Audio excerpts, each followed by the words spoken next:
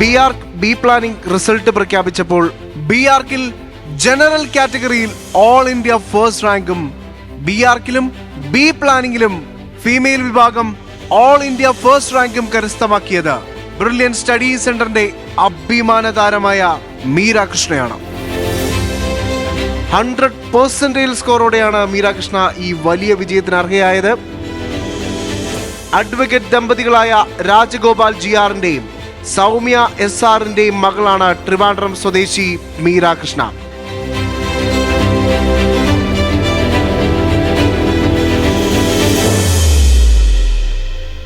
മീര കൃഷ്ണയുടെ അഭിമാന നേട്ടത്തിൽ ടീം ബ്രില്യന്റ് മീരയുടെ വീട്ടിലെത്തുകയും ഓൾ ഇന്ത്യ തലത്തിൽ നേടിയ ഈ വലിയ വിജയത്തെ ആദരിക്കുകയും ചെയ്തു.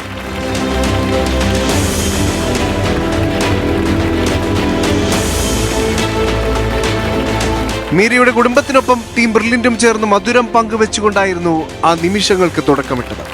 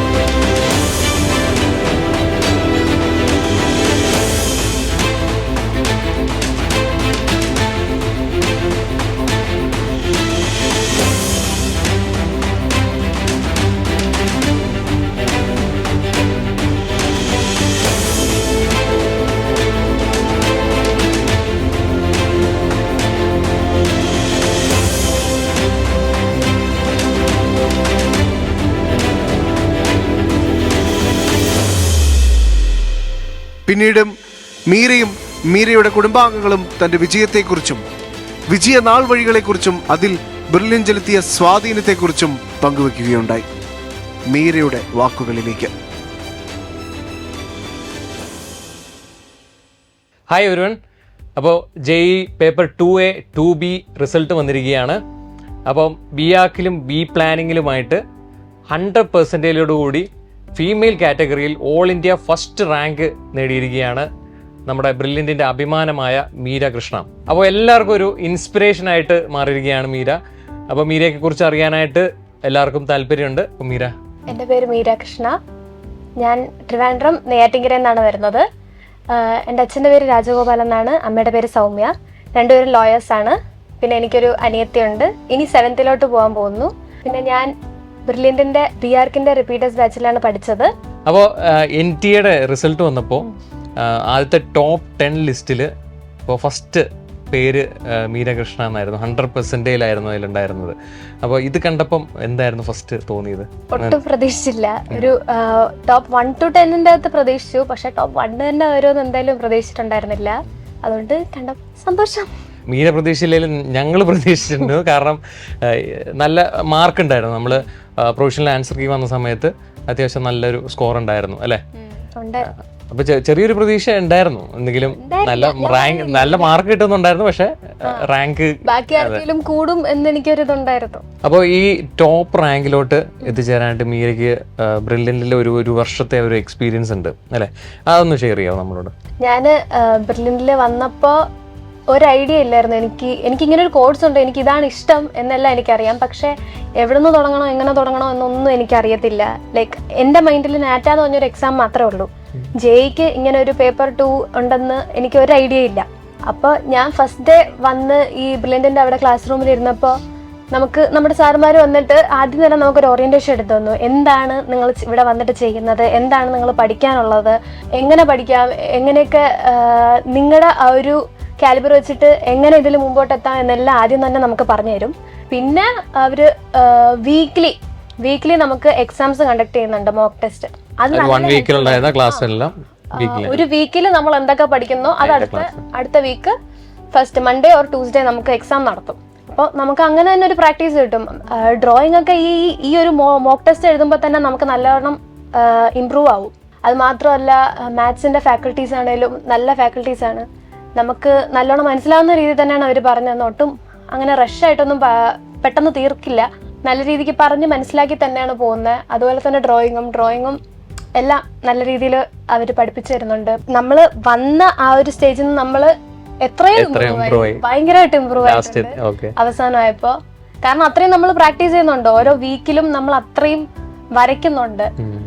ആൻഡ് അവസാനമായപ്പോൾ നമുക്ക് പിന്നെ ഫൈനലിലോട്ട് അടുത്തപ്പോൾ നമുക്ക് മോഡൽ എക്സാംസ് കണ്ടക്ട് ചെയ്തിട്ടുണ്ടായിരുന്നു. അപ്പോൾ ഹോസ്റ്റലിലാണേലും എല്ലാവരും കൂടെ ഒരുമിച്ചിരുന്ന് പഠിക്കുമ്പോൾ നമുക്ക് നല്ലോണം എല്ലാവർക്കും അത് ഹെൽപ്പ് ചെയ്യുന്നുണ്ട്. ഇപ്പോൾ ഒരു ഹോസ്റ്റലിൽ ചിലപ്പോൾ ഒരാളെ നല്ല പഠിക്കുന്നുള്ള കാണുള്ളൂ, അപ്പം അയാൾക്ക് ബാക്കിയുള്ളവരെ ഹെൽപ്പ് ചെയ്യാൻ പറ്റും. ഡ്രോയിങ്ങിനാണേലും വേറൊരാളായിരിക്കും ഡ്രോയിങ്ങിന് നല്ല ടോപ്പ്, അയാൾക്ക് ബാക്കി പറഞ്ഞെടുക്കാൻ പറ്റും. അപ്പോൾ ഹോസ്റ്റലാണേലും എല്ലാവരും നല്ല ഹെൽപ്ഫുൾ ആയിട്ടാണ് നിന്നത്. പിന്നെ ഈ നടത്തുന്ന എല്ലാ എക്സാമിനും വീക്ക്ലി ആണേലും മോഡലിനാണേലും നമുക്ക് ക്യാഷ് പ്രൈസ് വരുന്നുണ്ട്. അപ്പോൾ ഈ ക്യാഷ് പ്രൈസിന് വേണ്ടി ചിലവർ പഠിക്കും. അങ്ങനെയെങ്കിലും എല്ലാവർക്കും നല്ല ഇമ്പ്രൂവ് ആകാൻ പറ്റുന്നുണ്ട്. പിന്നെ ഈക്വലി ഇമ്പോർട്ടൻസ് ആണ് നമ്മൾ ഈ പറയുന്ന പോലെ മാത്സിനാണെങ്കിലും ആപ്റ്റിറ്റ്യൂഡിനാണ് ഡ്രോയിങ്ങിനും കൊടുത്തുകൊണ്ടിരുന്നത്. അപ്പം മാത്സിന് അറിയാലോ നമുക്ക് കുറച്ചൊരു എക്സ്ട്രാ മാർക്ക് സ്കോർ ചെയ്യണം അല്ലെ. അപ്പൊ ഇവര് അവസാനമായപ്പോ ഇവർക്ക് അത് മനസ്സിലായി. അതായത് മാത്സിലും മെയിൻസിനെ വെച്ച് നോക്കുമ്പോൾ നമ്മുടെ exam JEE paper 2A 2B അതിന്റെ മാത്സ് കുറച്ചുകൂടെ എളുപ്പമാണ്. അതുകൊണ്ട് നമുക്ക് കുറച്ചൊന്ന് എഫേർട്ട് ഇട്ടാൽ നമുക്ക് നല്ലോണം മാത്സ് സ്കോർ ചെയ്യാൻ പറ്റും. അത് അവസാനം എല്ലാവർക്കും മനസ്സിലായപ്പോഴാണ് അവര് മാത്സിനും കുറച്ചുകൂടെ എഫേർട്ട് ഇട്ട് അങ്ങനെ അവസാനം കുറെ പേര് കയറിയിട്ടുണ്ട് മാത്സിന് നല്ല മാർക്ക് ഇട്ട്. പിന്നെ നമുക്ക് വീക്ക്ലി എക്സാംസ് നടത്തുമ്പോഴും നമ്മുടെ ആ ഒരു പ്രോഗ്രസ് കറക്റ്റായിട്ട് മോണിറ്റർ ചെയ്യാൻ നമുക്ക് മെന്റേഴ്സ് ഉണ്ട്. നമ്മുടെ ബാച്ചിന് വേണ്ടി സെപ്പറേറ്റ് ആയിട്ട് മെന്റേഴ്സ് ഉണ്ട്. മെന്റേഴ്സ് നമ്മളെ നന്നായിട്ട് ചിയർ ചെയ്യുന്നുണ്ട്. എല്ലാ എക്സാം വരുമ്പോഴും നമ്മൾ ഡൗൺ ആവുകയാണെങ്കിൽ അവർ നല്ലോണം ചിയർ ചെയ്ത് നമ്മളെ ഫ്രണ്ടിലോട്ട് കൊണ്ടുപോകാൻ നോക്കും. അതുപോലെ തന്നെ ഡയറക്ടേഴ്സ്, നമുക്ക് ഈ ക്യാഷ് പ്രൈസ് തരാൻ വരുന്നത് ഡയറക്ടേഴ്സാണ്. നമുക്ക് ഈ ക്യാഷ് പ്രൈസ് തരുമ്പം ലൈക്ക് ഈ ക്യാഷ് പ്രൈസ് കിട്ടുന്ന ആൾക്കും ഒരു നല്ല മോട്ടിവേഷനാണ്, അത് കാണുന്ന ആൾക്കും അടുത്ത് ഞാൻ വരണം എന്നുള്ള രീതിയിലൊരു നല്ല രീതിക്കുള്ള ഒരു മോട്ടിവേഷൻ കിട്ടും. നമ്മുടെ ക്ലാസ്സിൽ ഒരാൾക്ക് മാത്രമൊന്നുമല്ല എപ്പോഴും ക്യാഷ് പ്രൈസ് കിട്ടുന്നത്, കുറേ പേര് വരുന്നുണ്ട്, മാറി വരുന്നുണ്ട്. ഓരോ വീക്കിലും ഓരോ ആൾക്കാരാണ് വരുന്നത്. അത് തന്നെ ഇതിന് വലിയൊരു ഉദാഹരണം തന്നെയാണ്. കാരണം ഓരോ ആൾക്കാരും ഓരോ ദിവസം ഈ നമ്മുടെ ഡയറക്ടേഴ്സ് വരുമ്പം മോട്ടിവേറ്റ് ആയിക്കൊണ്ടിരിക്കുക, എനിക്കടുത്ത് വരണം എന്നുള്ള രീതിയിൽ. അപ്പോൾ ഇടയ്ക്ക് ഈ ഡ്രോയിങ്ങിന്റെ കാര്യം പറയുകയാണെങ്കിൽ ഇടയ്ക്ക് മീര ഒന്ന് ഡൗൺ ആയിട്ടുണ്ടായിരുന്നു. അപ്പോൾ നമ്മളത് ഐഡന്റിഫൈ ചെയ്ത് മീരയോട് പറയുന്നുണ്ട്. അപ്പോൾ കണ്ടിന്യൂസ് ആയിട്ട് 2-3 പ്രാവശ്യം കണ്ടിന്യൂസ് ആയിട്ട് ഡൗൺ ആയി, റാങ്കിങ് കുറഞ്ഞു. കാരണം ഞാൻ ഇടയ്ക്കൊരു സമയം ഫുൾ മാത്സിന് മാത്രം ഫോക്കസ് കൊടുത്തോണ്ടിരുന്നു. അപ്പൊ എന്റെ ഡ്രോയിങ് നാച്ചുറലി കുറയുമല്ലോ, കാരണം ഞാൻ മാത്സ് അങ്ങനെ ഫുൾ ഫോക്കസ് ചെയ്ത് പഠിക്കുക. അപ്പൊ അങ്ങനെ മനസ്സിലായി നമ്മൾ എങ്ങനെ ബാലൻസ് ചെയ്യണമെന്നുള്ള കാര്യം, എങ്ങനെ ഒരു ടൈം മാനേജ്മെന്റും കാര്യങ്ങളും ഒക്കെ. എനിക്ക് മാത്സിന് ഞാൻ ഇത്ര എടുത്തോണ്ട് എനിക്ക് ആപ്റ്റിറ്റ്യൂഡും നോക്കാൻ പറ്റുന്നില്ല, ഡ്രോയിങ്ങിന് അതിനായിട്ടുള്ളൊരു സമയം കിട്ടുന്നില്ല. ഒരു 1 hour നമ്മൾ ഡ്രോയിങ്ങിന് കൊടുക്കും, എനിക്ക് കിട്ടുന്നത് ഏറെക്കുറെ ഒരു 20 minutes ഒക്കെ ആയിരിക്കും 2 ഡ്രോയിങ് ചെയ്യാൻ. എവിടെ തന്നെ ഒന്നും എത്തൂല. അതുകൊണ്ട് പിന്നെ അവസാനം ഒരു 2-3 മോഡൽ ഇങ്ങനെ അടുത്ത് ചെയ്ത് വന്നപ്പോൾ നമ്മൾ പഠിക്കും. ബാലൻസ്ഡ് ആയിട്ട് എങ്ങനെ ചെയ്യണമെന്ന് മോഡൽ എക്സാം തുടങ്ങുമ്പോഴേ നമുക്ക് മനസ്സിലാവുള്ളൂ. ആ ഒരു 3 hour 30 minutes എന്ന് പറഞ്ഞ ആ ഒരു ടൈം എങ്ങനെ നമ്മൾ ഡിവൈഡ് ചെയ്ത് കൊടുക്കും, നമ്മുടെ ഒരു ഇത് വെച്ച് എങ്ങനെ നമ്മൾ അത് യൂസ് ചെയ്യണം എന്നുള്ളത് നമുക്ക് അത് മോഡൽ എക്സാം ചെയ്ത് വരുമ്പോഴേ മനസ്സിലാവും. ശരിക്കും അത് നമുക്ക് എക്സ്പീരിയൻസ് ചെയ്ത് മാത്രമേ ചെയ്യാൻ പറ്റുള്ളൂ. ഇപ്പം നമ്മൾ എവിടെയാണെന്ന് പറഞ്ഞാൽ നമുക്കത് പറയുമ്പം ആര് പറഞ്ഞു കഴിഞ്ഞാൽ നമുക്ക് മനസ്സിലാകത്തില്ല, നിങ്ങൾ ടൈം മാനേജർ ഇങ്ങനെ ചെയ്യണം അങ്ങനെ ചെയ്യണം. കാരണം ഓരോരുത്തർക്ക് ഓരോ സ്റ്റൈലാണ് ഡ്രോയിങ്ങിന്റെ ടൈമിങ്ങും വരയ്ക്കുന്നതിന്റെ രീതിയും. ചിലവർക്ക് പെട്ടെന്ന് ഡ്രോയിങ് ചെയ്യാൻ പറ്റുമായിരിക്കും. നമ്മുടെ ക്ലാസ്സിൽ തന്നെ കുറെ പേർക്ക് പെട്ടെന്ന് ഡ്രോയിങ് ചെയ്യാൻ പറ്റും. അവരൊരു അരമണിക്കൂറിൽ 2 അങ്ങ് പെട്ടെന്ന് ചുമ്മാ വരയ്ക്കും, നല്ല മാർക്കും കിട്ടും. പക്ഷെ ഇപ്പം എനിക്കും എന്നെ പോലത്തെ കുറെ പേർക്കും ഒക്കെ ഡ്രോയിങ്ങിന് 1 hour തന്നെ വേണം, 1 hour അതിന് കൂടുതൽ ചിലപ്പോൾ വേണ്ടി വരും. അപ്പൊ അതിന് വേണ്ടിയിട്ട് നമ്മൾ ബാക്കിയുള്ളത് സ്പീഡപ്പ് ആക്കണം, പെട്ടെന്ന് തീർത്തിട്ട് നമ്മൾ ഇതിലോട്ട് തിരിച്ചു വരണം. പിന്നെ ഹോസ്റ്റലിലൊക്കെ എങ്ങനെ ഉണ്ടായിരുന്നു എക്സ്പീരിയൻസ്? ഹോസ്റ്റല് അവിടുന്ന് ഇങ്ങോട്ട് വന്നപ്പോൾ നമുക്ക് എല്ലാവർക്കും ഭയങ്കര സങ്കടമായിരുന്നു. ബിക്കോസ് നല്ലൊരു എൻവയോൺമെന്റ് ആയിരുന്നു. കാരണം നമ്മുടെ ഫ്രണ്ട്സും എല്ലാവരും ഒരുമിച്ച്, പിന്നെ ഫുഡിന്റെ കാര്യമായാലും എല്ലാം അത്യാവശ്യം നല്ല ഫുഡ് തന്നെ ആയിരുന്നു. നമുക്കങ്ങനെ കുറവൊന്നും പറയാനായിട്ട് തോന്നിയിട്ടൊന്നുമില്ല. പിന്നെ ഫോണില്ല, അത് കുഴപ്പമൊന്നും ഇല്ലാത്ത കാര്യം, കുഴപ്പമില്ല, പഠിക്കാനല്ലേ നമ്മൾ പോകുന്നത്, അതുകൊണ്ട് അതൊന്നും വലിയ വിഷയമുള്ള കാര്യമൊന്നുമില്ല. അപ്പോൾ ബി ആർക്കിലും ബി പ്ലാനിങ്ങിലും ഓൾ ഇന്ത്യ ഫസ്റ്റ് റാങ്ക് ആണ് നേടിയിരിക്കുന്നത്. അപ്പം ഇതിൽ ഏത് സ്ട്രീം ചൂസ് ചെയ്യാനാണ് ഇപ്പോൾ താല്പര്യം? ഞാനിവിടെ വന്നത് ബി ആർക്ക് തന്നെയാണ് എടുക്കുന്നത്. അപ്പൊ ഇപ്പം ഫസ്റ്റ് റാങ്ക് ഉള്ള ആൾക്കെന്ന് പറഞ്ഞു കഴിഞ്ഞാൽ ഏത് കോളേജ് വേണമെങ്കിലും ചൂസ് ചെയ്യാം. അപ്പൊ മീരയുടെ ഇഷ്ടപ്പെട്ട കോളേജ് ഏതാണ്, ഏത് ക്യാമ്പസിൽ പോകാനാണ് താല്പര്യം? ഞാനിപ്പോ NIT കാലിക്കറ്റാണ് നോക്കുന്നത്. അത് കഴിഞ്ഞിട്ട് ആ ഒരു 5 year കഴിഞ്ഞിട്ട് നമുക്ക് പുറത്തെവിടെയൊക്കെ പോയി ബാക്കി സെറ്റ് ചെയ്യാം. ഇപ്പൊ എനിക്ക് കാലിക്കറ്റാണ് ഞാൻ നോക്കുന്നത്. അപ്പം മീര പലപ്പോഴും പറയാറുണ്ട് മീരയ്ക്ക് ഇന്റീരിയർ ഡിസൈനിങ് ആണ് താല്പര്യം ഇത് കഴിഞ്ഞിട്ട്. അപ്പം ആർക്കിടെക്ചറും ഇന്റീരിയർ ഡിസൈനിങ് കൂടെ ആകുമ്പോഴത്തേനും നല്ലൊരു കോമ്പിനേഷൻ ആണ് വരുന്നത്. അപ്പൊ ഈ ഇന്റീരിയർ ഡിസൈനിങ് ആയിരുന്നോ ആർക്കിടെക്ചർ ആണോ കൂടുതൽ താല്പര്യം? ഈ ഒരു ആദ്യം ഞാൻ നോക്കിക്കൊണ്ടിരുന്ന ഇന്റീരിയർ ഡിസൈനിങ് ആയിരുന്നു. NID-യിൽ ഇന്റീരിയർ ഡിസൈനിങ് ചെയ്യാന്നായിരുന്നു വിചാരിച്ചോണ്ടിരുന്നത്. പിന്നെ എനിക്ക് അറിയാന്നുള്ള കുറെ പേര് എന്റെ അടുത്ത് ഇങ്ങനെ പറഞ്ഞു, നീ ആർക്കിടെക്ചർ ആദ്യം പഠിക്ക്, അതാവുമ്പോ ഒരു ആർക്കിടെക്ചറിന്റെ അകത്ത് വരുന്നതാണല്ലോ ഇന്റീരിയർ അല്ല, അത് ആദ്യം പഠിച്ചിട്ട് ഇന്റീരിയറിൽ സ്പെഷ്യലൈസ് ചെയ്തു.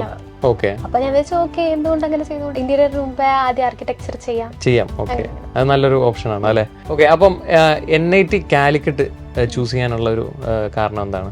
2025 ആ ഒരു നെർഫ് അത് വെച്ച് നോക്കുമ്പോൾ ഇന്ത്യയിലെ തന്നെ best second option for architecture അത് വന്നിട്ട് NIT കാലിക്കറ്റ് തന്നെയാണ്.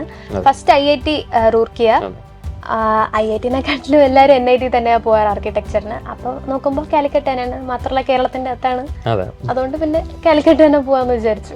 അപ്പോൾ 2027 റിപ്പീറ്റേഴ്സ് ബാച്ചിന്റെ അഡ്മിഷൻ ആരംഭിച്ചിരിക്കുകയാണ്. അപ്പം ഇനി വരാൻ പോകുന്ന കുട്ടികളോട് എന്ത് ഒരു അഡ്വൈസാണ് മീരയ്ക്ക് കൊടുക്കാനുള്ളത്? കാരണം മീരയ്ക്ക് നല്ലൊരു എക്സ്പീരിയൻസ് പോയിട്ടുണ്ട്, എനിക്കും പേഴ്സണലി അറിയാം. കാരണം മീര വന്നപ്പോൾ തൊട്ടുള്ള ഒരു ഗ്രാഫ് നമ്മൾ നോക്കിക്കൊണ്ടിരുന്നതാണ്. അപ്പോൾ ഇടയ്ക്ക് ഡൗൺ ആവും, ഇടയ്ക്ക് മുകളിലോട്ട് പോവും. പിന്നെ അവസാനമായപ്പോഴത്തേനും ഫസ്റ്റ് സെഷനിൽ കുഴപ്പമില്ല എന്നെങ്കിലും ഞങ്ങൾക്ക് നല്ലൊരു പ്രതീക്ഷ മീരയ്ക്ക് അറിയാവുന്നതാണ്, നമ്മളെപ്പോഴും പറയുന്നതാണ്. അപ്പോൾ സെക്കൻഡ് സെഷനിൽ മീര അതെന്തായാലും സ്കോർ ചെയ്യാൻ പറ്റി.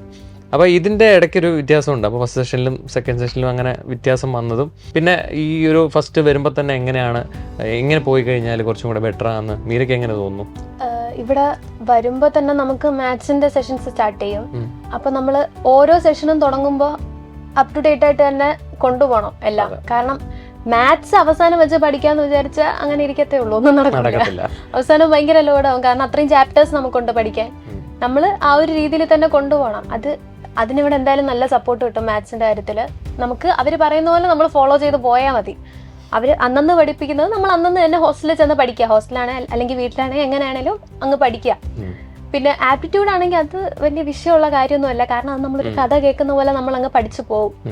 നമ്മള് ജനറൽ അവയർനെസ് ആണെങ്കിലും ബാക്കി വിഷ്വൽ റീസണിംഗ് ഒക്കെ ആണെങ്കിലും വലിയ നോർമലാണ്, കുഴപ്പമില്ല. ക്ലാസ്സിലിരുന്ന് കേൾക്കുന്ന ശ്രദ്ധിച്ചാൽ മതി, നമ്മള് പഠിക്കും. വിഷ്വൽ റീസണിംഗ് പിന്നെ ഒന്നും നോക്കേണ്ട ആവശ്യമില്ല, അത് പിന്നെ കോമൺ സെൻസ്, അത് എല്ലാവർക്കും കോമൺ സെൻസ് ആണ്. അതെ. പിന്നെ അതിന്റെ തന്നെ GK ആണെങ്കിൽ നമുക്ക് കേട്ട് വരുമ്പോൾ നമ്മൾ അതുമായിട്ട് ഫെമിലിയർ ആവും. നമ്മൾ എങ്ങനെ പോയാലും നമുക്ക് അത്യാവശ്യം ഒരു 40 എബോ നമുക്ക് കിട്ടും.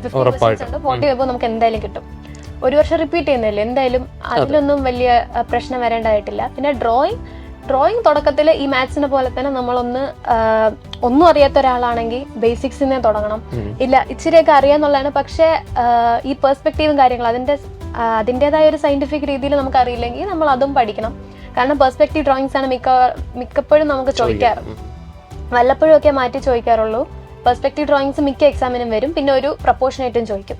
അപ്പോൾ നോക്കി വരയ്ക്കാൻ നമുക്ക് എല്ലാവർക്കും എന്തായാലും അറിയായിരിക്കും, കാരണം അത് നല്ല എളുപ്പമല്ലേ നോക്കി വരയ്ക്കാൻ. അതെ, ഒന്ന് പ്രൊപ്പോർഷനേറ്റ് ഡ്രോയിങ് എന്ന് പറഞ്ഞാൽ ഒരു ഡ്രോയിങ് സെയിം ഉണ്ടാവും, അത് നോക്കി നമ്മൾ റെൻഡർ ചെയ്യാന്നാണ് ഉദ്ദേശിക്കുന്നത്. അത് രണ്ടുമൂന്ന് കുറച്ച് പ്രിപ്പയർ ചെയ്താൽ മതി നമുക്ക്. അപ്പൊ ആ ഒരു ഇതിലിരുന്ന് നമുക്ക് ചെയ്യാന്നുള്ളതേ ഉള്ളൂ. പിന്നെ ആ ഒരു ഇത് നമുക്ക് കിട്ടുന്ന ഷീറ്റിൽ എങ്ങനെ കമ്പോസ് ചെയ്യുന്നുള്ളത് പോലെ ഇരിക്കും. ചിലപ്പം സൈസ് കൂടുതലും കുറഞ്ഞൊന്നും വരുന്ന നമുക്ക് മാർക്ക് കുറയും. ആ ഒരു ഷീറ്റിന് പെർഫെക്റ്റ് ആയിട്ട് നമ്മൾ ചെയ്യണം, അതാണ് അവർ നോക്കുന്നത്. അതാണ് പ്രൊപ്പോർഷനേറ്റിന്റെ അർത്ഥം തന്നെ. പിന്നെ പെർസ്പെക്റ്റീവ് കറക്റ്റ് ആയിട്ട് പഠിക്കണം. പെർസ്പെക്റ്റീവ് ഒന്നും തെറ്റിപ്പോകാൻ പാടില്ല. ചിലപ്പോൾ നമ്മൾ വരയ്ക്കുന്ന ദൂരത്തോട്ടുള്ളൊരു സീനായിരിക്കും, പക്ഷെ മനുഷ്യൻ വല്ലതും അടുത്ത് നിൽക്കുന്ന പോലെ തോന്നി അത് വലിയ വിഷയമായിരിക്കും. ചിലപ്പോൾ മനുഷ്യൻ എയറിലായിരിക്കും, അതെല്ലാം വിഷയമാണ്. അതുകൊണ്ട് പെർസ്പെക്റ്റീവ് ഒക്കെ കറക്റ്റ് ആയിട്ട് പഠിക്കണം. ഡ്രോയിങ് ഈ പറഞ്ഞ പോലെ ഡ്രോയിങ്ങും മാത്സും തുടക്കം തൊട്ടേ അപ് ടു ഡേറ്റ് ആയിട്ട് അങ്ങനെ നമ്മൾ വരച്ച് ഈ പറഞ്ഞ പോലെ മോക്ക് ടെസ്റ്റ് ഒക്കെ ഇടുമ്പം ഡ്രോയിങ് എങ്ങനെ നോക്കിയാലും ഇമ്പ്രൂവ് ആവും. മാത്സ് നമ്മൾ നമ്മുടെ ഒന്നും കുറച്ച് എഫേർട്ട് ഇടണം. ഡ്രോയിങ് ഒട്ടും എഫേർട്ട് ഇടാത്ത ഒരാളാണേലും ഒരു ഇച്ചിരി ഇമ്പ്രൂവ് ആവും. എഫേർട്ട് ഇട്ടാൽ നമുക്ക് നല്ല മാർക്ക് കിട്ടുന്ന രീതിയിൽ അത്രയും ഇമ്പ്രൂവ് ആവും. പിന്നെ ആപ്റ്റിറ്റ്യൂഡ് പറഞ്ഞല്ലോ, അത് ജസ്റ്റ് നമ്മൾ ക്ലാസ്സിൽ ഇരിക്കുമ്പോൾ തന്നെ നമുക്ക് കുറെ കിട്ടും. പിന്നെ വീട്ടിൽ ചെന്നൊന്ന് മറിച്ച് നോക്കിയാൽ മതി, എക്സാമിന്റെ തലേന്നും കുറെ നോക്കിയാൽ മതി.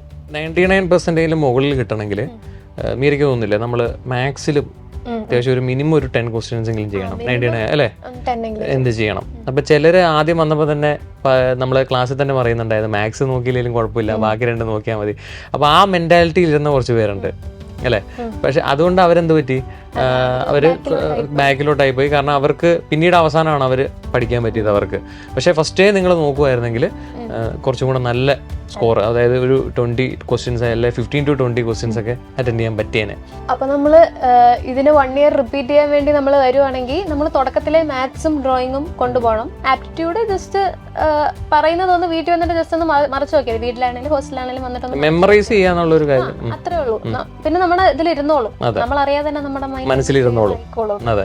അപ്പൊ പിന്നെ ഈ ഫസ്റ്റ് സെഷനിൽ ഞാൻ പറഞ്ഞില്ലേ കറക്റ്റ് ആയിട്ട് 40 ക്വസ്റ്റ്യൻസ് ആയിരുന്നു.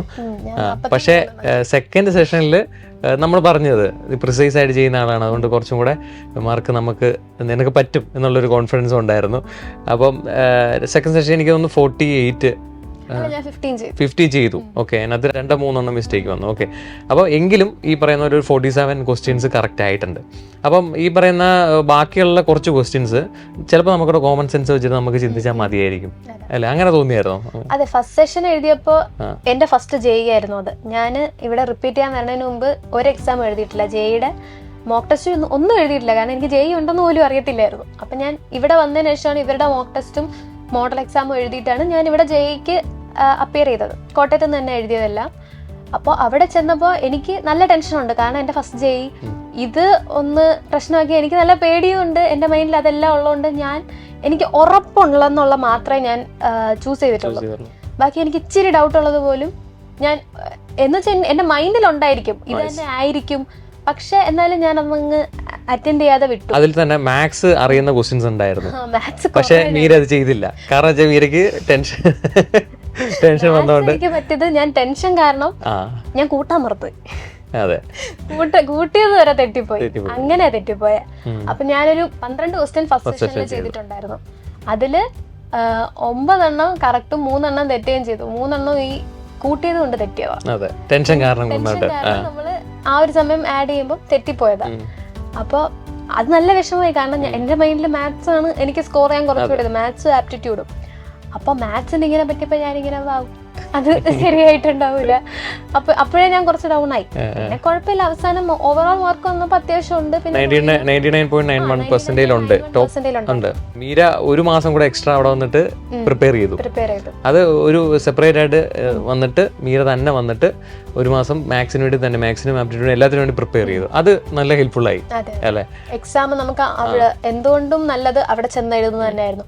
നമ്മള് ഓൺലൈനായിട്ട് നമുക്ക് എക്സാം കിട്ടും ബ്രില്യന്റിന്റെ, പക്ഷെ വീട്ടിൽ നിന്ന് എഴുതുന്നതിനെക്കാട്ടിലും പിന്നെ പഠിക്കാനും ഹോസ്റ്റലിൽ നിന്ന് പഠിക്കാനും കാരണം എന്റെ ഹോസ്റ്റലിൽ ഫുള്ള് നീറ്റ് ആസ്പിറൻസ്. അപ്പൊ അവരുടെ ഇടയിൽ നിന്ന് പഠിക്കാൻ നമുക്ക് എന്തുകൊണ്ട് നല്ല മൂഡ് തന്നെയാണ്. കാരണം അവര് തല പുകഞ്ഞിരുന്ന് പഠിക്കുന്നതിൽ നമുക്ക് നല്ലോണം പഠിക്കാനും പറ്റും. അപ്പൊ മീര ഇപ്പൊ പറഞ്ഞതുപോലെ നമുക്ക് കുറച്ച് ക്വസ്റ്റ്യൻസ് എങ്ങനെയായാലും നമുക്കൊരു 42-43 ക്വസ്റ്റ്യൻസ് എന്തായാലും അറിയുന്ന ക്വസ്റ്റ്യൻസ് ആയിരിക്കും ഡയറക്റ്റ് ആയിട്ട്.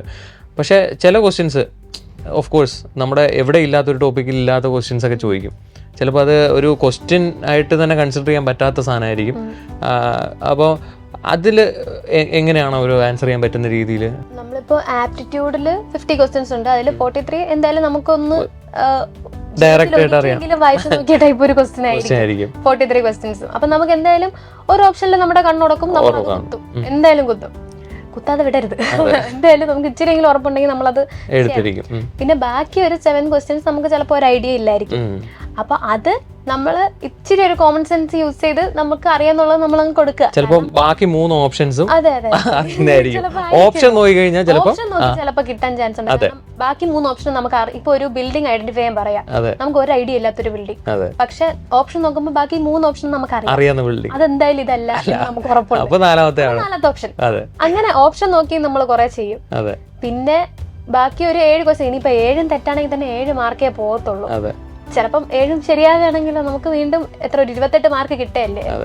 അപ്പം ഇനി വരുന്ന കുട്ടികൾക്ക് ഇതൊരു എന്താ പറയുക, നിങ്ങൾക്ക് ഇനി പഠിക്കാനുള്ള ഒരു അഡ്വൈസും കൂടെയാണ് ഇപ്പോൾ പറഞ്ഞ കാര്യങ്ങളൊക്കെ. അപ്പം ഫസ്റ്റ് വരുമ്പോൾ തൊട്ട് നിങ്ങൾക്ക് ഈ പറയുന്നത് പോലെ ആപ്റ്റിറ്റ്യൂഡും മാത്സിൻ്റെയും ഡ്രോയിങ്ങിൻ്റെയൊക്കെ ഇംപ്രൂവ് ചെയ്യാനായിട്ടും ഉള്ള എല്ലാ കാര്യങ്ങളുണ്ട്. അതായത് എക്സാംസ് ഉണ്ട്, മോക്ക് ടെസ്റ്റുകളുണ്ട്, എക്സസൈസ് ഉണ്ട്. അപ്പോൾ നമുക്ക് അവിടെ നിങ്ങളെ മെൻറ്റർ ചെയ്യാനായിട്ടും അവിടെ ആൾക്കാരുണ്ട്. സോ അത് നിങ്ങൾ നന്നായിട്ട് കറക്റ്റായിട്ട് നിങ്ങളത് കൊണ്ടുപോവുക. അപ്പോൾ ഒരിക്കലും നമുക്ക് ഒരാളെ നിർബന്ധിച്ച് ഡ്രോയിങ് ഒന്നും പഠിപ്പിക്കാൻ പറ്റത്തില്ല. അപ്പോൾ അത് അവരുടെ ഒരു 100% ഇൻട്രസ്റ്റ് ആണ്, നമുക്ക് പറഞ്ഞു കൊടുക്കാവുന്നേ ഉള്ളൂ.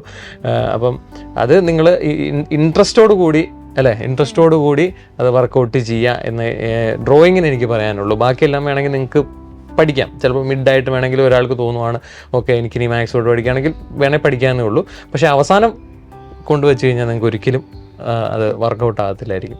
അപ്പം മീര, വൺസ് അഗൈൻ കൺഗ്രാജുലേഷൻ.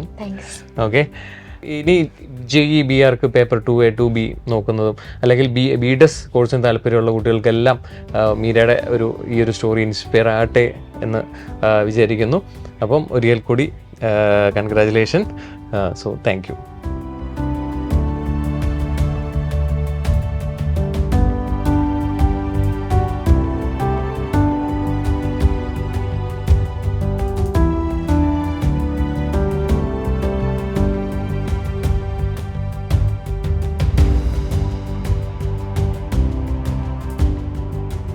ഇതെൻ്റെ അച്ഛനും അമ്മയാണ്. ഇത് എൻ്റെ അച്ഛൻ രാജഗോപാൽ, ഇത് അമ്മ സൗമ്യ SR. രണ്ടുപേരും അഡ്വക്കേറ്റ്സ് ആണ്. മോള് PKG മുതലേ GR പബ്ലിക് സ്കൂൾ നെയ്യാറ്റിങ്കരയാണ് പഠിച്ചത്. 10ാം സ്റ്റാൻഡേർഡ് കഴിഞ്ഞിട്ട് മെഡിസിന് ഒരു താല്പര്യം ഉണ്ടായിരുന്നു ഞങ്ങൾക്ക്, അച്ഛനും അമ്മയ്ക്കും. പക്ഷെ അവൾക്ക് അതിനോടല്ലായിരുന്നു താല്പര്യം. അവളുടെ താല്പര്യം ഈ ആർക്കിടെക്റ്റ് ആൻഡ് ഡിസൈനിങ് അതിന് വേണ്ടിയിട്ടുള്ളായിരുന്നു. വരയ്ക്കുമായിരുന്നു മോള്, ചെറുതിലേ വരയ്ക്കും. അപ്പോൾ അത് ചേട്ടൻ്റെ അനിയത്തിയുടെ ഹസ്ബൻഡ് അഭിലാഷ് ചേട്ടൻ അതിന് നല്ല സപ്പോർട്ടായിരുന്നു. പുള്ളിക്കാരനാണ് അവളുടെ ആ ഒരു ടാലന്റിനെ ഒന്ന് പോളിഷ് ചെയ്തെടുത്തത് അഭിലാഷ് ചേട്ടനാണ്. അപ്പോൾ ചേട്ടൻ്റെ ഓൺലൈൻ ക്ലാസ്സിൽ ആദ്യം ജോയിൻ ചെയ്തു കൊറോണ ടൈമിൽ. അവിടെ നിന്നാണ് അവൾ ആ ഒരു കഴിവ് നല്ലോണം അതിനെ വികസിപ്പിച്ചെടുത്തത്. അത് കഴിഞ്ഞിട്ട് ഇവള് എൻട്രൻസ് എഴുതുന്ന കാര്യം നമ്മൾ പറയുമ്പോൾ താല്പര്യമില്ല, എനിക്ക് വരയ്ക്കാനാ താല്പര്യം എന്ന് പറഞ്ഞു. അങ്ങനെ ആ ചേട്ടനാണ് ഇതിലോട്ടൊന്ന് ഫോക്കസ് ചെയ്യിച്ചത്. അവളുടെ ഈ ഒരു കഴിവിനെ എന്താ അടുത്ത നിന്റെ കരിയർ ഇതിലോട്ട് തിരിച്ചുകൂടെ എന്ന് ചോദിച്ച് അതിനെ ഒന്ന് ഫോക്കസ് ചെയ്ത് അഭിലാഷ് ചേട്ടനാണ്. അപ്പോൾ ഞങ്ങൾ എവിടെയായി കോച്ചിങ് നോക്കിയപ്പോൾ ഇവള് തന്നെ കണ്ടുപിടിച്ചു നമുക്ക് ബ്രില്യൻറ്റ് നോക്കാം അമ്മ. അപ്പം ഞങ്ങളത് സമ്മതിക്കുമായിരുന്നു. ആദ്യമൊക്കെ ഞങ്ങൾക്ക് സത്യം പറഞ്ഞാൽ ബ്രില്യൻറ്റ് അവിടെ കൊണ്ട് വിടുന്ന ടൈമിൽ നല്ല ടെൻഷനായിരുന്നു. ആദ്യമായിട്ടാണ് മാറി നിൽക്കുന്നത്, ഇത്രയും ദൂരെ എങ്ങനെ ഹോസ്റ്റലിൽ ഇവൾ എങ്ങനെ ഓക്കെ ആവും എന്നൊക്കെയുള്ള ടെൻഷൻ ഉണ്ടായിരുന്നു. അവിടെ കൊണ്ട് ഞങ്ങൾ കൊണ്ട് ഏൽപ്പിക്കുന്നത് ഒരുപാട് ടെൻഷനോടെ ആയിരുന്നു. പക്ഷെ ഇപ്പൊ തിരിച്ചു കിട്ടിയപ്പോൾ ഒത്തിരി സന്തോഷമുണ്ട്. ഇത്രയും തിളക്കമുള്ള ഒരു മാണിക്യം പോലെ ഞങ്ങൾക്ക് തിരിച്ചു തന്നു ബ്രില്യൻറ്റ്. അത് ഭയങ്കര സന്തോഷമാണ് ആ കാര്യത്തിൽ. അവിടുന്നാണ് അവൾ ആ ഒരു എക്സാമിനെ ഫോക്കസ് ചെയ്യാനായിട്ട് എങ്ങനെ അത് എക്സാം എങ്ങനെ എഴുതാം, അതിന് വേണ്ടിയിട്ട് എങ്ങനെ അവളുടെ കഴിവിനെ ഒക്കെ എടുക്കാമെന്നുള്ളതൊക്കെ നിങ്ങൾ ബ്രില്യൻറ്റുകാർ അതിന് കറക്റ്റായിട്ട് ഗൈഡ് ചെയ്തു. അതിന് എന്നും ഹൃദയത്തിൽ നന്ദിയുണ്ടായിരിക്കും. ഞങ്ങൾ രണ്ടുപേരും നന്ദി ഉണ്ടായിരിക്കും. പിന്നെ ഒരുപാട് പേരെടുത്ത് ഞങ്ങൾ പറയാറുണ്ട്, നിങ്ങൾ ആ ഒരു ഇത് കുട്ടിക്ക് താല്പര്യം ഉണ്ടെങ്കിൽ ഉറപ്പായിട്ടും ബ്രില്യൻറ്റിനെ തന്നെ ചൂസ് ചെയ്യണം. ഇന്നും കൂടെ ഞങ്ങൾ ഒരാളിൻ്റെ അടുത്ത് പറഞ്ഞിട്ടേ ഉള്ളൂ. വരുന്ന വഴിക്ക് ഈ കാര്യം അറിഞ്ഞ് വിളിച്ച ഒരാളിൻ്റെ അടുത്ത് ഞങ്ങൾ പറഞ്ഞു, അങ്ങനെയാണെങ്കിൽ +2 ആവുമ്പോൾ ആ കുട്ടിയെ അവിടെ ആക്കണേന്ന് പറഞ്ഞു. എന്തായാലും ഞങ്ങൾ ഒരുപാട് സന്തോഷം. നീറ്റിൻ്റെ എൻട്രൻസ് എഴുതാൻ പറഞ്ഞിട്ട് ഇവള് പറ്റില്ല എന്ന് പറഞ്ഞപ്പോൾ ഞങ്ങൾ പറഞ്ഞ ഒരു കാര്യമുണ്ട്, അല്ലെ LLB ഞങ്ങളുടെ പ്രൊഫഷനിലോട്ട് വരാമെന്ന് പറഞ്ഞു. ഇവക്കത് ഒട്ടും താല്പര്യമില്ല. ഒന്നും കിട്ടിയില്ലെങ്കിൽ വരാം എന്നുള്ളൊരു ആറ്റിറ്റ്യൂഡായിരുന്നു. ഇവക്കിത് മതി. അപ്പം ഞാനൊരു കാര്യം പറഞ്ഞു, മെറിറ്റിൽ കിട്ടുവാണെങ്കിൽ വിടാം നിന്റെ ഇഷ്ടത്തിന്, ഇല്ല എങ്കിൽ ഞങ്ങൾ പറയണത് എടുക്കേണ്ടി വരും. അവൾ അത് ഒരു ചലഞ്ചായിട്ട് എടുത്ത് ഞങ്ങൾക്ക് മറുപടി ഒന്നും പറയാൻ പറ്റാത്ത തരത്തിൽ ഇപ്പൊ ഇങ്ങനെ നിൽക്കുമെന്നുള്ള പ്രതീക്ഷ അപ്പോഴില്ലായിരുന്നു. അവിടുത്തെ അധ്യാപകരുടെ ഒരു കറക്റ്റായിട്ടുള്ള ഒരു ട്രെയിനിങ്, അത് കാരണം നല്ല രീതിയിലുള്ള ഈ ഒരു പൊസിഷനിൽ എത്താൻ പറ്റിയത് വളരെ അധികം സന്തോഷം. ഞങ്ങളുടെ പ്രൊഫഷനിൽ വരണമെന്ന് ആദ്യം ഞങ്ങൾക്ക് താല്പര്യം ഉണ്ടായിരുന്നു. പിന്നെ അവളുടെ ആ ഒരു ഇൻട്രസ്റ്റ് ഇതിനകത്താണെന്ന് കണ്ടപ്പോൾ പിന്നെ അവിടുത്തെ പ്രത്യേക സ്പെഷ്യൽ ട്രെയിനിങ് തന്നെയാണ് അവളെ ഇങ്ങനെ ഒരു റാങ്ക് നേടിയെടുക്കാൻ വേണ്ടി വളരെയധികം സഹായിച്ചത്. എന്തായാലും ഞങ്ങളുടെ ഏറ്റവും വലിയ നന്ദി ഇൻസ്റ്റിറ്റ്യൂഷൻ ബ്രില്യൻറ്റിനോടാണ്.